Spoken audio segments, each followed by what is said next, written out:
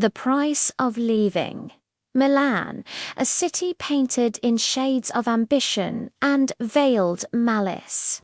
Isabella Moretti, once a ghost in her own life, now moved through its opulent streets like an empress, her presence a subtle tremor beneath the polished veneer. Years had passed since she'd walked away from Lucas, from the suffocating embrace of his family, from the public spectacle that had been her divorce, years spent weaving a new life, a secret empire, under the guise of a name that bore no resemblance to the woman they had so carelessly discarded. Isabella Moretti. Her brand Ethelred whispered of ancient power and modern luxury. Its creations, architectural marvels of silk and shadow, adorned the elite, its founder an enigma. Few knew that the quiet grace and sharp intelligence that guided Ethelred belonged to the same woman. Luca Bianchi had publicly humiliated the woman his mother Adriana had always deemed a peasant in designer clothing. He had taken everything, her dignity, her peace, and, most cruelly, Sophia. The custody battle had been a brutal public affair, her estranged husband and his influential family painting her as unstable, unfit. The court, swayed by their wealth and influence, had awarded Luca full custody. The memory of Sophia's small hand slipping from hers, her tear-streaked face, a blurry farewell through the courthouse doors, was the genesis of Isabella's transformation. It was the wound that would not heal, the one that fueled her meticulous, decades-long plan. Now, Isabella, as the celebrated Ms. Ethelred, was back in their orbit. She moved in circles they frequented, a predator cloaked in couture, Luca. Still the picture of arrogant charm, his ego an impervious shield, barely registered her presence, dismissing her as a relic of a past he'd long since buried. Adriana, ever the viper, sniffed the air with disdain, her icy gaze unable to penetrate the new aura of command that clung to Isabella. It was at a high-profile charity gala, a glittering affair held in a palazzo overlooking the Duomo, that Isabella first saw him again. Luca, his arm around a younger woman, his laughter a dismissive echo.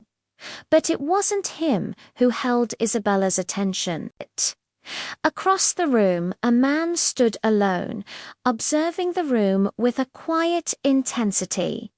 Marco Rinaldi, she recognized him from tabloid photographs, a widowed architect, a recluse since his wife's passing, known for his discerning eye and unwavering integrity.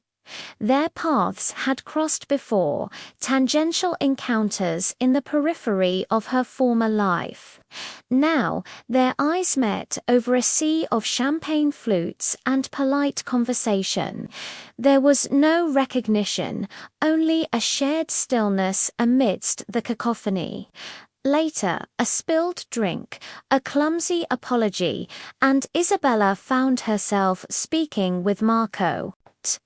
He didn't fawn, he didn't posture. He saw the carefully constructed walls, not as a fortress, but as a magnificent edifice built on sorrow.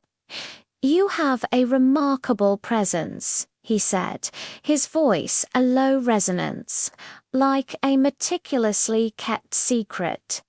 Isabella's breath hitched. No one had ever seen her, not truly, in years. They saw Ethelred, the brand.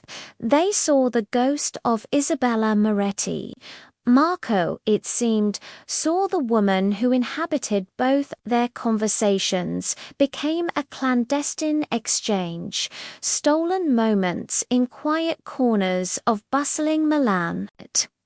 Marco spoke of his late wife with a tenderness that made Isabella's chest ache, of loss and the long, arduous journey of healing.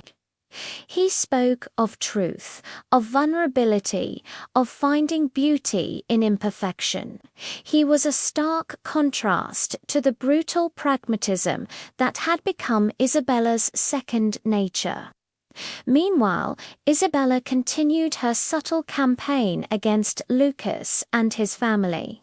She orchestrated a series of carefully calculated business maneuvers that began to unravel Lucas's empire, a slow, agonizing erosion of his pride and fortune. She fed whispers to the gossip columns, anonymous tips that chipped away at his carefully curated public image. Adriana, her brittle facade cracking, watched her son's world crumble, her fury impotent against an unseen enemy. Her ex-husband's business rival, Matteo De Luca, a man as ambitious and morally ambiguous as Isabella had become, found himself entangled in her machinations. He was a tool, a pawn, unaware he was being played by a force far more strategic than himself. Isabella played a dangerous game, treading a fine line between vengeance and self-destruction. Valeria, her loyal best friend and business partner, watched with growing concern. Isabella, Valeria pleaded one rainy afternoon, her hand covering Isabella's as they reviewed market reports. This is consuming you. Revenge is a hungry beast. What happens when it has devoured everything, including you? Isabella's gaze, usually sharp and focused, held a flicker of something ancient and weary. "It's all I have, Val," she whispered. "It's the only thing that makes the silence bearable. The silence of a home without Sophia's laughter. The silence of a heart that had once beat for another." The past, however, had a way of resurfacing. One afternoon, while attending a rare art exhibition at a gallery owned by a mutual acquaintance, Isabella saw her Sophia, 8 years old, her daughter's bright eyes, her father's dark hair. She was with Luca, who was doting, his public persona of the loving father carefully maintained.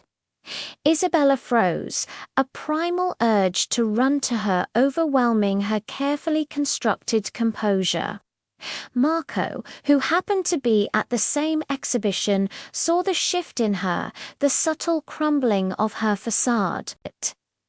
He gently took her arm, his touch a grounding force.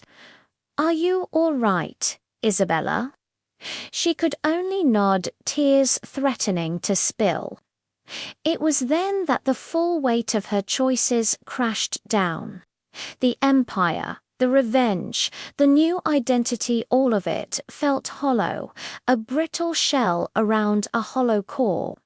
She had built a wall around her heart so high, so impenetrable, that she had forgotten what lay within. The truth, like Milanese rain, began to seep through the cracks. Legault, blindsided by the financial ruin Isabella had engineered and desperate to salvage his reputation, began to probe. He hired private investigators, digging into the affairs of Ethelred, trying to find the source of his downfall. And the investigators, in their own way, eventually connected the dots, the disparate threads leading back to the broken woman they had dismissed years ago. The confrontation, when it came, was not in a sterile courtroom, but at the Beyoncé Villa on Lake Como, a place that held the echoes of Isabella's happiest and most painful memories. Luca, his face a mask of fury and disbelief, laid out his accusations. Tedriana, her contempt now laced with a dawning fear, watched her son's carefully constructed world implode. "You," Luca spat, his voice raw with rage. "All of this, you did this." Isabella, standing tall amidst the opulent decadence that had once been her prison, met his gaze. "You took my daughter, Luca. You broke me and then tried to erase me. What did you expect?" The argument escalated, voices echoing through the grand halls. It was during this tempest that Sophia, drawn by the commotion, appeared, her small face etched with confusion and fear. Her gaze fell upon Isabella, and for a fleeting moment the years of separation dissolved. A flicker of recognition, a spark of maternal connection ignited in Sophia's eyes. "Mama," the word, barely a whisper, hung in the air. The sound shattered Isabella completely. The carefully constructed ice around her heart melted, revealing the raw, aching wound. She saw not the architect of her revenge, but the mother who had lost everything. Marco arrived shortly after, drawn by a premonition to find the scene unraveling. He saw Isabella not as the formidable Ms. Ethelred, but as a woman torn asunder. He saw Sophia, the innocent casualty of a war she never waged, in the ruins of Luca's empire and Isabella's carefully guarded heart. A choice loomed. Destroy Luca not just financially, but publicly, utterly devastating him and ensuring his shame would be as profound as hers had been. Or choose a different path, a path of forgiveness, not for Luca, but for herself, a path that led back to the woman she had been, the mother she had yearned to be. The rain outside had subsided, leaving the air cleansed and crisp. Isabella looked at Sophia, at the fragile hope in her eyes. She looked at Marco, his presence a quiet offering of solace. The empire she had built was a monument to her pain, a testament to her resilience, but it could not fill the void left by her lost daughter. Her empire was worth millions, her revenge complete. But it had come at a cost measured in stolen years in a mother's heart. As the first rays of dawn broke through the clouds, painting the lake in hues of rose and gold, Isabella Moretti, for the first time in years, made a decision not born of vengeance, but of a desperate, fragile love. The choice wasn't between destroying Luca or forgiving him. It was between clinging to the ashes of the past or embracing the possibility of a future where a mother's love, however broken, could still find its way home. The path ahead was uncertain, fraught with the pain of what had been lost, but for the first time it felt like her own.